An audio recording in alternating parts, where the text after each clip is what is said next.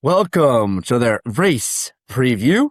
We've got 270 live in action today, August 1st, Saturday horse, Saturday race.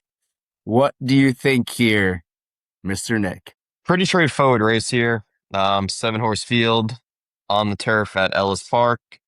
I think it really comes down to a 2 horse race between us and the 4 horse. Someone that we took on in our last race where we were able to win. Hoping for the same result today.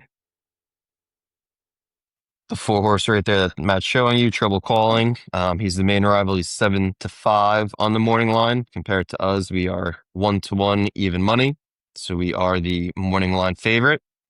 And I think it's pretty simple. I think that 5 horse is going to try to show some early speed right there. I think he'll go out in front, and then hopefully we pretty much sit the same trip as last time, let him do his thing, and then start to close into him, and then just kind of put everyone away as we're on the stretch run for home. I like that game plan. We also got Tis Mary's Comet in from the last race as well. That horse actually faced us in the Bachelor Stakes as well, so it keeps facing off against us.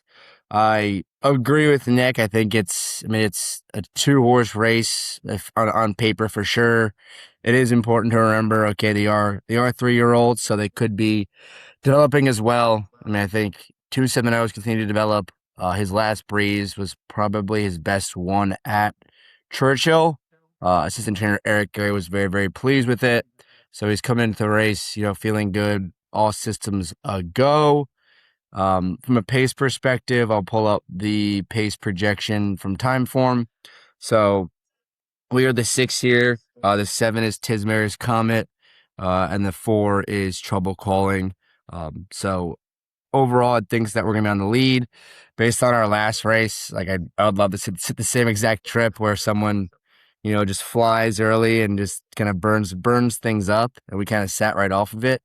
In all actuality, though, like we sat closest to a contested pace. It looks like Tismare's Comet was around and then didn't have much left in the tank.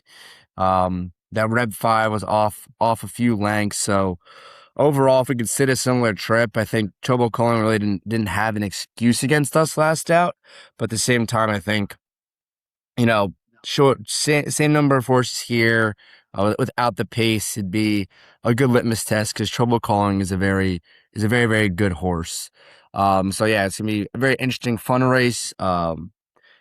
If it stays on the grass, Nick, we'll get to potentially coming off in a second here. But if it does stay on the grass, who would be your outside long shot chance to upset us here? Yeah, I would stick with that 5 horse that I mentioned earlier. I think he'll be the most forward. Just from that last race that he ran. So especially if the turf is a little bit softer due to the rain, I feel like sometimes it's a little bit harder to close into a pace. So if he kind of gets loose, he might be able to kind of carry that a little bit further today.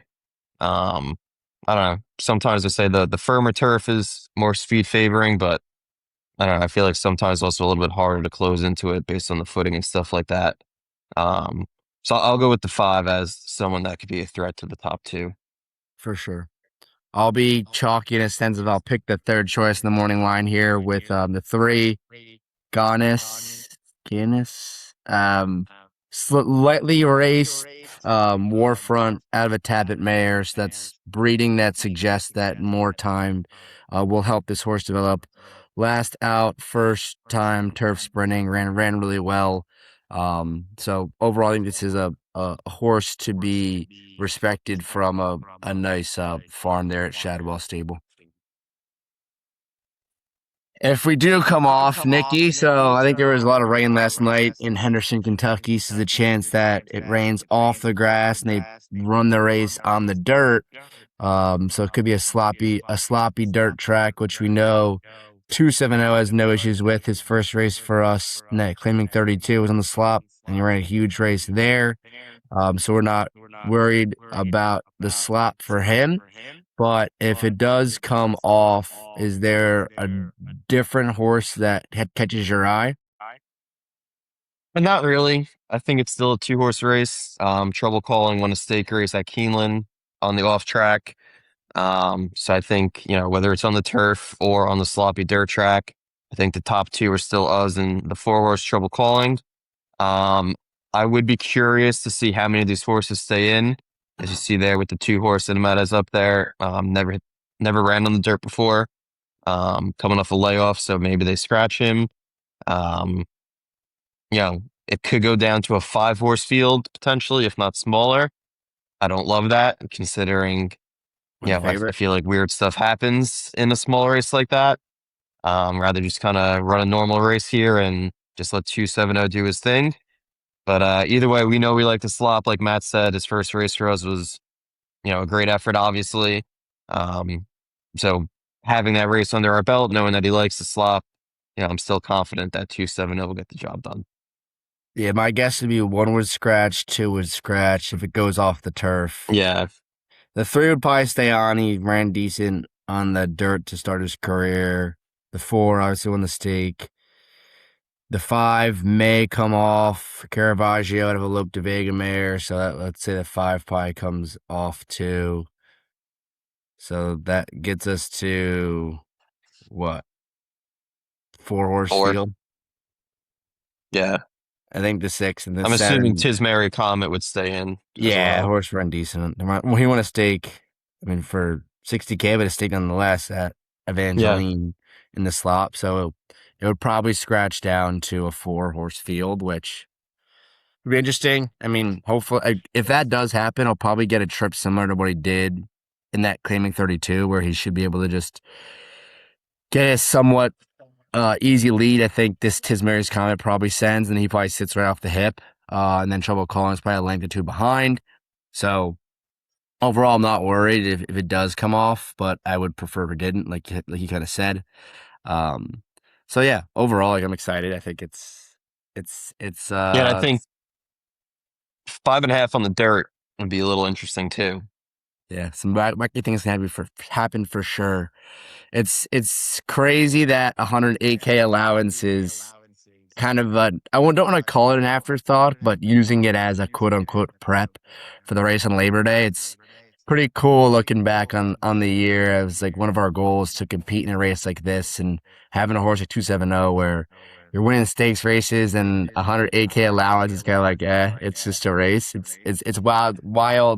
Looking back at the beginning of the year, if you told us we were running for an allowance was at Ellis Park, I probably would have flown up. Like I would have been like all about it. But this is a stepping stone race, which is super exciting for us. Yeah, for sure. It's definitely yeah, it's a big moment for us. This type of race this is a big deal. It's over $100,000 purse, and Yeah. we're even money in it. I mean, it doesn't really get much better than that. If you told me at the beginning of the year we'd have a horse that was even money in an allowance race at Ellis, I'd probably call bullshit. Um, or I'd probably like the fact that the horse is coming from a maiden 20 claimer is still not lost on me. It'll never be lost on me. So let's continue to enjoy the ride here. Oh yeah. Any final thoughts or ways you're gonna play this into Tay, Nick? If it stays on the turf or dirt, simple wager, just 270 to win. If you want to get fancy, if it stays on the dirt, again, if it's a four horse field, um, there's really no way to get fancy on that. So on the turf, maybe do a little try of us the 6, 5, 4, try to get Trouble Calling into third and move that 5 up to second, make a little money there, but nothing too fancy. 270 to win. Yeah, in the same way, just playing seven on top. Won't be a long shot today, unfortunately, but we'll take it. Yes, we will. Hell yeah. All right, good luck, everybody.